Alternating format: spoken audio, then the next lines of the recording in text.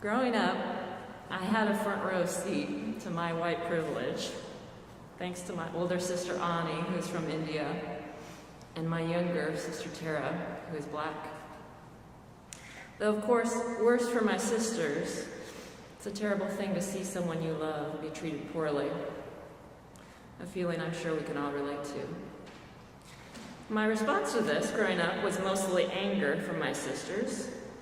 Anger at those ignorant people over there.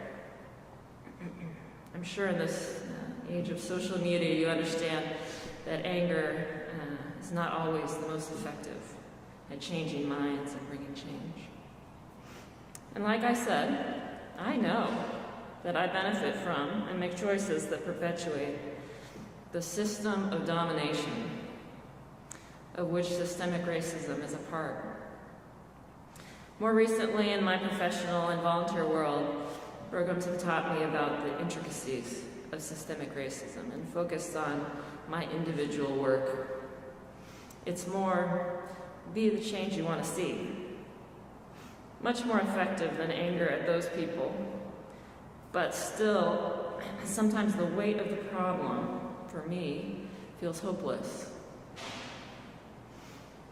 One aspect of our faith that brings me hope is the connection between us today and the long line of followers of Jesus in the past. I am a sucker for All Saints Day. For all the saints, or one was a doctor and one was a priest, one was slain by a fierce wild beast. I love those hymns. And I like to think about this uncut ribbon of people in the history of this old church, back in the ages, all the way to Jesus and the original disciples. It's why baptism and, my God, the Eucharist is so powerful. We take, eat, and back to Jesus and the disciples in the Last Supper. And although that history, as we all know, is not all sunshine and roses, it gives me hope because that line of people did their part to build the kingdom of God. It gives me hope because all this time has passed, and we're still here, almost improbably, after so much time has passed. And so I know followers of Jesus will continue today, and after all of us too, a long ribbon into the future, building the kingdom of God here on earth.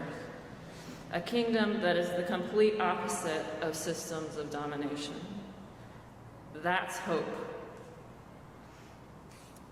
Sacred Ground really tapped into this for me through history and this line of hope that energizes. Our small group started with family history and stories, then used and discussed materials about American history. The history you probably didn't learn in school, the people's history, if you will. And the history can be horrible. That's the system of domination. But the history and work in today also has stories of resilience and even reconciliation. And that's kingdom building. Howard Thurman, as Raj mentioned last week, he was Martin Luther King's spiritual advisor. Howard Thurman's writing, which is central to the program, takes the history back to Jesus' time and message. Now, I'm a cradle Episcopalian, and my parents were on staff. So I'm telling you, I've heard a lot of sermons. From Howard Thurman, I learned something so new and startling about Jesus, the Apostle Paul, and the message of the Bible. It was a paradigm shift for me. I've forgotten a lot of those sermons over my 42 years, but I will never forget that. And that's just a little Sacred Ground teaser. Anyhow, through the small group discussions and the excellent material, Sacred Ground still grounded me in my individual actions, but it also energized me with hope. To close, remember, keep building the kingdom of God.